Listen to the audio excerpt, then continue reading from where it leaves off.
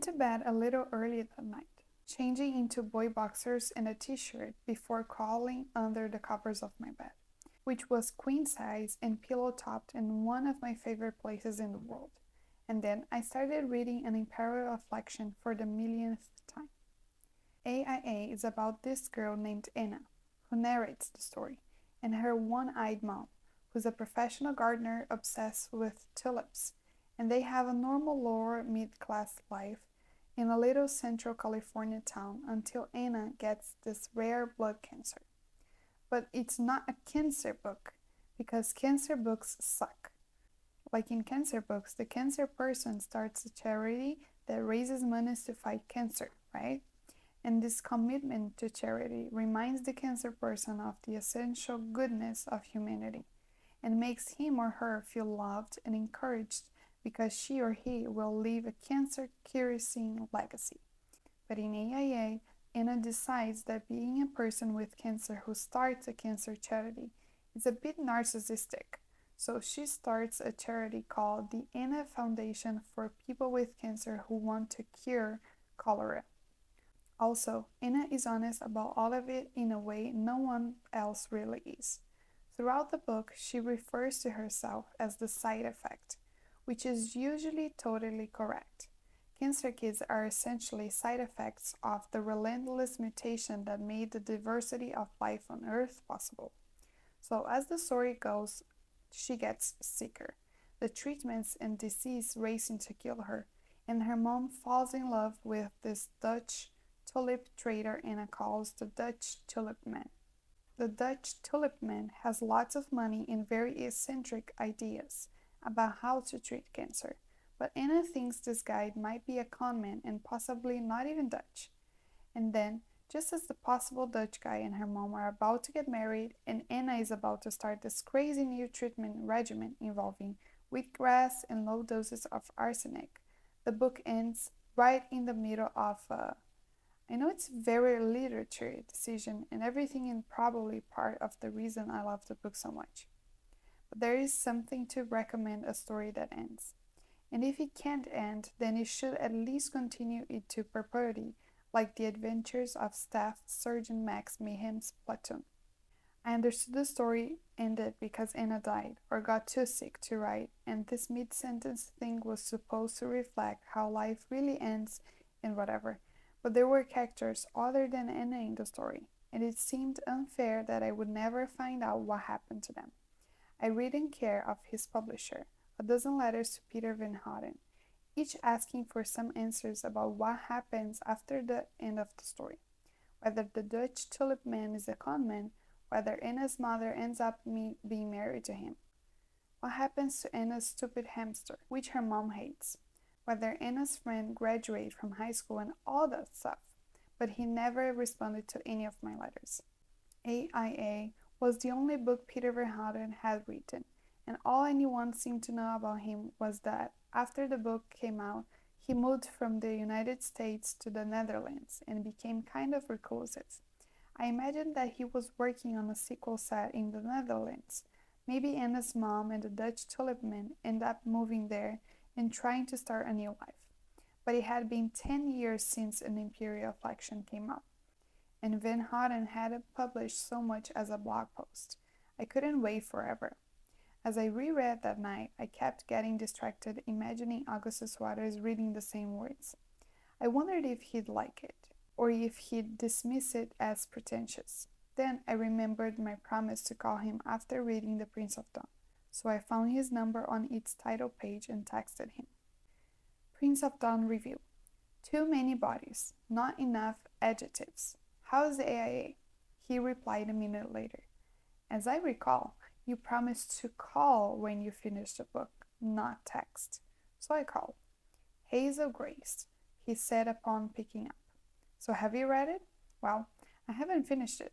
It's 651 pages long, and I've had 24 hours. How far are you?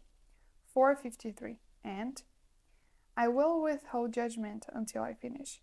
However, I will say that I'm feeling a bit embarrassed to have given you The Prince of Dawn. Don't be. I'm already on requirement for Heyman. A sparkling addition to the series. So, okay, Is the tulip guy a crook? I'm getting a bad vibe from him. No spoilers, I said. If he's anything other than a total gentleman, I'm going to gouge his eyes out. So you're into it, withholding judgment. When can I see you? Certainly not until you finish an imperial affliction. I enjoyed being coy. Then I'd better hang up and start reading. You'd better, I said. And the line clicked that without another word. Flirting was new to me, but I liked it. The next morning I had 20th century American poetry at MCC. This old woman gave a lecture wherein she managed to talk for 90 minutes about Sylvia Plath without ever once quoting a single word of Sylvia Plath. When I got out of class, Mom was idling at the curb in front of the building. Did you just wait here the entire time? I asked as she hurried around to help me haul my car and tank into the car. No. I picked up the dry cleaning and went to the post office. And then, I have a book to read, she said. And I'm the one who needs to get a life. I smiled, and she tried to smile back, but there was something flimsy in it. After a second, I said, "Wanna go to a movie?" "Sure. Anything you've been wanting to see?" "Let's just do the thing where we go and see whatever starts next." She closed the door for me and walked around to the driver's side. We drove over to the Castleton Theater and watched a 3D movie about talking gerbils. It was kind of funny, actually. When I got out of the movie, I had 4 text messages from Augustus. Tell me my copy is missing the last 20 pages or something. Hazel Grace, tell me I have not reached the end of this book. Oh my God, do they get married or not? Oh my God, what is this? I guess Anna died, so it just ends? Cruel. Call me when you can. Hope all's okay. So when I got home, I went out into the backyard and sat down on this rusting-lasted patio chair and called him. It was a cloudy day, typical Indiana, the kind of weather that boxes you in. Our little backyard was dominated by my childhood's swing set, which was looking pretty waterlogged and pathetic. Augustus picked up on the third ring. Hazel Grace, he said. So welcome to the sweet torture of reading an imperial. I stopped when I heard violent sobbing on the other end of the line. Are you okay? I asked. I'm grand, Augustus answered. I am, however, with Isaac, who seems to be decompensating. More wailing, like the death cries of some injured animal. Gus turned his attention to Isaac. Dude, does support group Hazel make this better or worse? Isaac, focus on me. After a minute, Gus said to me, Can you meet us at my house in, say, 20 minutes? Sure, I said and hung up. If you could drive in a straight line, it would only take 5 minutes to get from my house to Augustus' house. But you can't drive in a straight line because Holiday Park is between us. Even though it was a geographic inconvenience, I really liked Holiday Park. When I was a little kid, I would wade in the White River with my dad, and there was always this great moment when he would throw me up in the air, just toss me away from him, and I would reach out my arms as I flew, and he would reach out his arms, and then we would both see that our arms were not going to touch and no one was going to catch me, and it would kind of scare the shit out of both of us in the best possible way. And then I would legs plainly hit the water and then come up for air uninjured, and the current would bring me back to him as I said again, Daddy, again. I pulled into the driveway right next to an old black Toyota sedan. I figured it was Isaac's car, carting the tank behind me. I walked up to the door. I knocked. Gus's dad answered. Just Hazel, he said. Nice to see you. Augustus said I could come over? Yeah. He and Isaac are in the basement, at which point there was a wail from below. That would be Isaac, Gus' dad said, and shook his head slowly. Cindy had to go for a drive. The sound, he said, drifting off. Anyway, I guess you're wanted downstairs. Can I carry your tank? He asked. Nah, I'm good. Thanks, though, Mrs. Waters. Mark, he said. I was kind of scared to go down there. Listening to people howling misery is not among my favorite pastimes, but I went. Hazel Grace, Augustus said as he heard my footsteps. Isaac, Hazel from support group is coming downstairs. Hazel, a gentle reminder. Isaac is in the midst of a psychotic episode. August and Isaac were sitting on the floor in gaming chairs shaped like lazy Ellas. The screen was split between Isaac's point of view on the left and August's on the right. They were soldiers fighting in a bombed-out modern city. I recognized the place from The Prince of Dawn. As I approached, I saw nothing unusual, just two guys sitting in the light wash of a huge television pretending to kill people. Only when I got parallel to them did I see Isaac's face. Tears streamed down his reddened cheeks in a continual flow, his face a taut mask of pain. He stared at the screen, not even glancing at me, and howled, all the while pounding away at his controller. "How are you, Hazel?" asked Augustus. "I'm okay," I said. "Isaac?" No response. Not even the slightest hint that he was aware of my existence. Just the tears flowing down his face onto his black t-shirt. Augustus glanced away from the screen ever so briefly. "You look nice," he said. I was wearing this just past the knees dress I'd had forever. Girls think they're only allowed to wear dresses on formal occasions, but I like a woman who says, I'm going over to see a boy who is having a nervous breakdown, a boy whose connection to the sense of sight itself is tenuous, and gosh dang it, I'm going to wear a dress for him. Yet, I said, Isaac won't so much as glance over at me, too in love with Monica, I suppose. Bit of a touchy subject, Augustus explained. Isaac, I don't know about you, but I have the vague sense that we are being outflanked. And then back to me. Isaac and Monica are no longer a going concern, but he doesn't want to talk about it. He just wants to cry and play counterinsurgents too, the Prince of Dawn. Fair enough, I said. Isaac, I feel a growing concern about our position. If you agree, head over to that power station and I'll cover you. Isaac ran toward a nondescript building while Augustus fired a machine gun wildly in a series of kick bursts running behind me. Anyway, Augustus said to me, it doesn't hurt to talk to him. If you have any sage words of feminine advice. I actually think his response is probably appropriate, he said as a burst of gunfire from Isaac killed an enemy who'd picked his head out from behind the burned-out husk of a pickup truck. Augustus nodded at the screen. Pain demands to be felt, he said, which was a line from an Imperial flexion. You're sure there's no one behind us? He asked Isaac. Moments later, tracer bullets started whizzing over their heads. Oh, God damn it, Isaac, Augustus said. I don't mean to criticize you in your moment of great weakness, but you've allowed us to be outflanked, and now there's nothing between the terrorists and the school. Isaac's character took off running toward the fire, zigging and zagging down a narrow alleyway. You could go over the bridge and circle back, I said, a tactic I knew about thanks to the Prince of Dawn. Augustus sighed. Sadly, the bridge is already under insurgent control due to the questionable strategizing by my Barif cohort. Me? Isaac said, his voice breathing. Me? You are the one who suggested we hole up in the freaking power station. Gus turned away from the screen for a second and flashed his crooked smile at Isaac.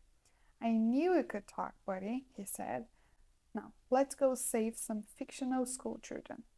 Together they ran down the alleyway, firing and hiding at the right moments, until they reached this one-story single-room schoolhouse. They crouched behind a wall across the street and picked off the enemy one by one.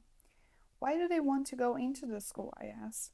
They want the kids as hostages, Augustus answered, his shoulders rounded over his controller, slamming buttons, his forearms taut, veins visible. Isaac leaned toward the screen, the controller dancing in his thin-fingered hands. Get it, Augustus said. The waves of terrorists continued, and they moved down every one, their shooting astonishingly precise, as it had to be, lest their fire into the school. Grenade! Grenade! Augustus shouted as something burst across the screen, bounced in the doorway of the school, and then rolled against the door. Isaac dropped his controller in disappointment. If the bastards can't take hostages, they just kill them and claim we did it. Cover me, Augustus said as he jumped out from behind the wall and raced toward the school. Isaac flummed for his controller and then started firing while the bullets rained down on Augustus, who was shot once and then twice but still ran. Augustus shouting, "You can't kill Max Mayhem!" And with a final flurry or butter combinations, he dove onto the grenade, which detonated beneath him. His dismembered body exploded like a geyser and the screen went red. A throaty voice said, "Mission failure." But Augustus seemed to think otherwise as he smiled at his remnants on the screen. He reached into his pocket, pulled out a cigarette, and shoved it between his teeth. "Save the kids," he said. "Temporarily," I pointed out. "All salvation is temporary," Augustus shot back. "I bought them a minute. Maybe that's the minute that buys them an hour, which is the hour that buys them a year. No one's gonna buy them forever, Hazel Grace. But my life bought them a minute, and that's not nothing." "Well, okay," I said.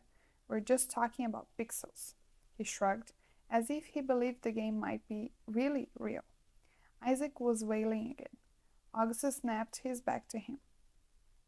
"Another go at the mission, Corporal?" Isaac shook his head no. He leaned over Augustus to look at me, and through tightly strung vocal cords he said, "She didn't want to do it after." "She didn't want to dump a blind guy," I said. He nodded, the tears not like tears so much as quiet metronome, steady, endless. "She said she couldn't handle it," he told me.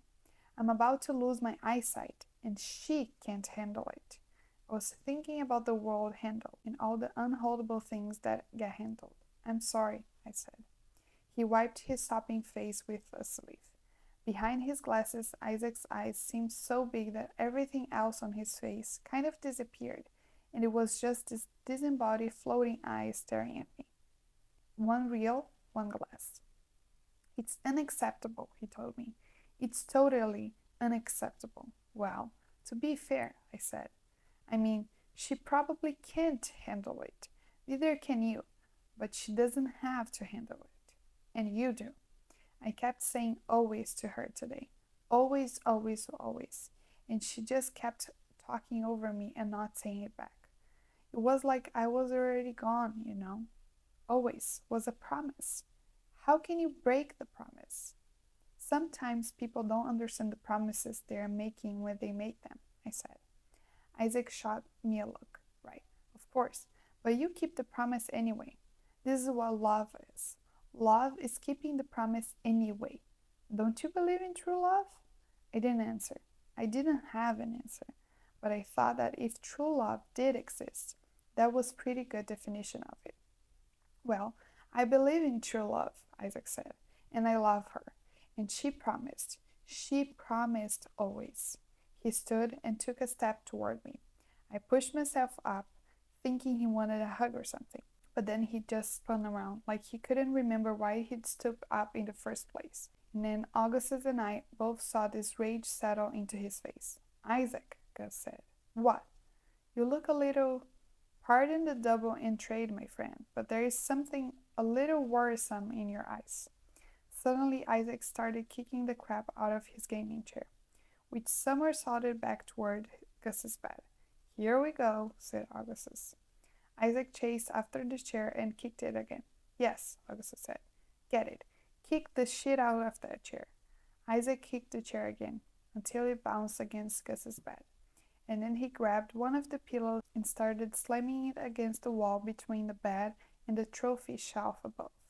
Augustus looked over at me, cigarette still in his mouth, and half smiled. "I can't stop thinking about that book." "I know, right? He never said what happens to the other characters?" "No," I told him. Isaac was still throttling the wall with the pillow. "He moved to Amsterdam, which makes me think maybe he's writing a sequel feature, The Dutch Tulip Man. But he hasn't published anything. He's never interviewed. He doesn't seem to be online. I've written him a bunch of letters asking what happens to everyone, but he never responds. So, yeah." I stopped talking because Augustus didn't appear to be listening. Instead, he was squinting at Isaac. "Hold on," he mumbled to me. He walked over to Isaac and grabbed him by the shoulders. "Dude, pillows don't break. Try something that breaks." Isaac reached for a basketball trophy from the shelf above the bed and then held it over his head as if wanting for her permission. Yes, Augustus said. Yes. The trophy smashed against the floor, the plastic basketball player's arms slittering off, still grasping its ball. Isaac stomped on the trophy. Yes, Augustus said. Get it. And then back to me. I've been looking for a way to tell my father that I actually sort of hate basketball, and I think we found it. The trophies came down on one after the other, and Isaac stomped on them and screamed while Augustus and I stood a few feet away, bearing witness to the madness. The poor mangled bodies of plastic basketball ballers littered the carpeted ground. Here, a ball palmed by a disembodied hand. There, two torsoless legs caught mid-jump.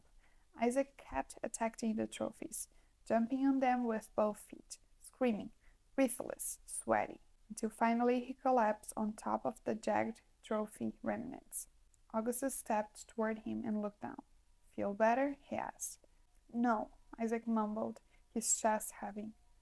That's the thing about pain, Augustus said, and then glanced back at me. It demands to be felt.